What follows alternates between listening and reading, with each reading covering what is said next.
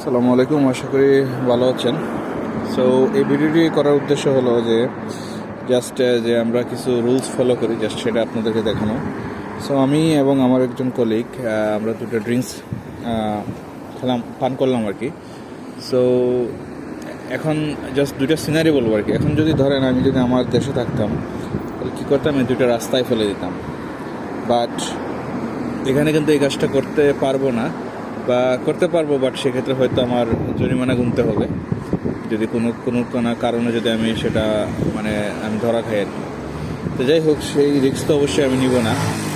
তো এটা কি করব, এখন আমি আমার সামনে ডাস্টবিন আছে, সেই ডাস্টবিনে আমি ফেলে দিব, জাস্ট বিকজ অফ কি বলে rules, otherwise I have to pay penalty. Yeah, so যে জিনিসটা হচ্ছে, চাইলেও আমরা আমাদের দেশে আমাদের কি বলে নিয়মকানুনগুলো মানতে পারি। আমাদের দেশে অনেক